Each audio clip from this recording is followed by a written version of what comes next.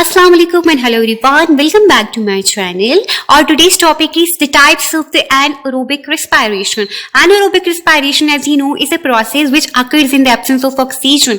If it is occurring in the absence of oxygen, so it means the less amount of energy is produced.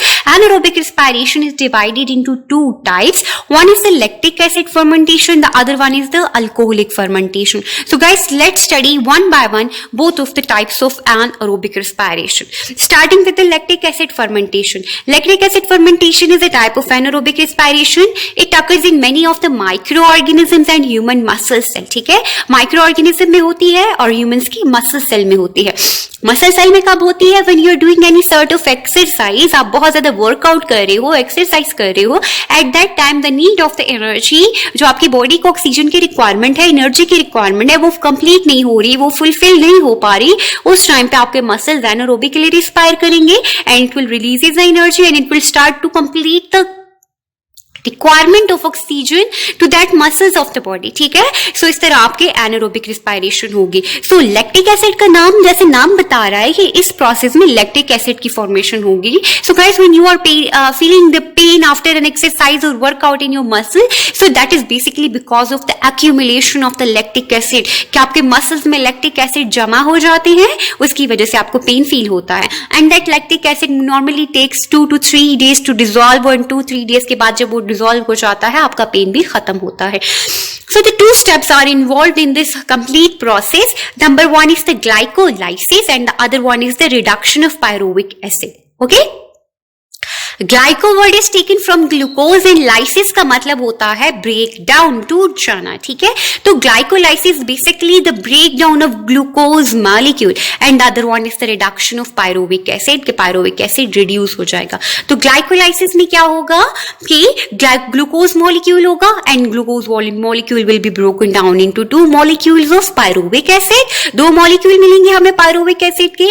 Then step 1 will be completed. Now step 2 क्या है? Reduction होगी pyruvic acid की और हमें and product जो कि lactic acid है वो मिलेगा. सो इस कंप्लीट होल प्रोसेस में 1 मॉलिक्यूल ऑफ ग्लूकोज जो है वो हमें 2 molecules ऑफ एटीपी प्रोवाइड करता है along with the end product that is the lactic acid. तो इसको जरा इक्वेशन की फॉर्म में देख लेते हैं, इसका जरा फ्लो चार्ट देख लेते हैं कि कैसे ये रिएक्शन अगर करता है. Here is the ग्लूकोज, आपको ग्लूकोज नजर आ रहा है. ग्लूकोज का फॉर्मूला है C6H12O6. Okay guys, keep in mind मैंने फॉर्मूला क्यों बोला है, आगे जाके आपको पता लगेगा. Now the glucose molecule is broken down into 2 molecules of pyruvic acid and the chemical formula of the pyruvic acid is also mentioned here. So inside the cytoplasm, जैसे बताया था कि the anaerobic respiration occurs in the cytoplasm of the cell. Cytoplasm में हो रही है. Inside the cytoplasm inorganic phosphorus भी present है, एडीपी मॉलिक्यूल भी प्रेजेंट है. तो inorganic phosphorus molecule will combine with the 2 molecules of ADP and it will convert it into 2 molecules of ATP. And में हमें क्या मिल गई है? 2 molecules of ATP. ये ATP जो है एज एनर्जी करेंसी यूटिलाइज हो जाएंगे, सेल उसको यूज कर देगा.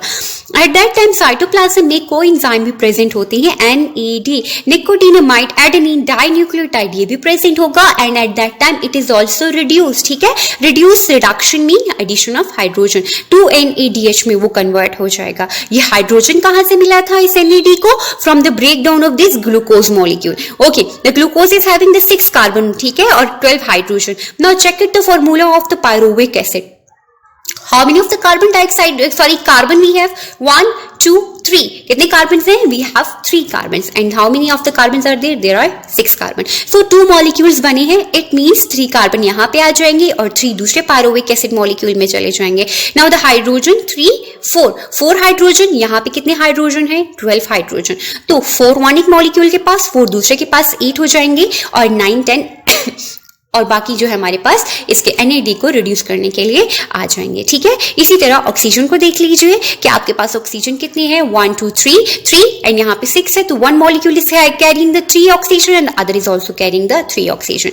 ठीक है, तो the step 1 is completed by the formation of the 2 pyruvic acid molecule, 2 ATP generation of the 2 ATP molecule and 2 NADH. Now the second step, that is the reduction of the pyruvic acid, कि pyruvic acid reduce होगा.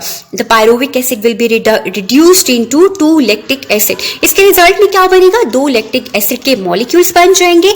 अब reduction के लिए addition of hydrogen होती है, वो hydrogen कौन provide करेगा, बिकॉज ग्लूकोज तो ऑलरेडी ऑक्सीडाइज हो गया था, वो तो ऑलरेडी ब्रेक डाउन उसकी हो गई थी. तब ये जो NADH बने थे, ये NADH जो है पायरुविक एसिड को हाइड्रोजन प्रोवाइड करेगा. यहां से जो ये हाइड्रोजन है ये रिलीज होगा और ये इस पायरुविक एसिड को रिड्यूस करेगा. उसके रिजल्ट में 2 लैक्टिक एसिड बन रही है. लैक्टिक एसिड का फॉर्मूला यहाँ पे मेंशन है, chemical formula you can check out कि पहले पायरुविक एसिड के पास कितनी हाइड्रोजन थी, 4 हाइड्रोजन थी, and now the pyruvic acid is having 3, 4, 5, 6 hydrogen, means it has gain the hydrogen. So यहाँ पे ये रिड्यूस हो गया है और इसने फॉर्मेशन कर दी है लैक्टिक एसिड की.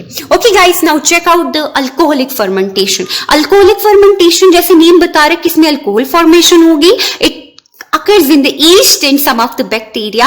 ठीक है, ईस्ट में अल्कोहलिक फर्मेंटेशन का प्रोसेस होता है, just like you are making a dough, आप ईस्ट को यूज करते हो, at that time you are using the sugar also and you are adding the water, तो वहां पे रिएक्शन हो रहा होता है और आपकी डो रेज हो जाती है. तो क्यों वहां पे अल्कोहलिक फर्मेंटेशन होती है.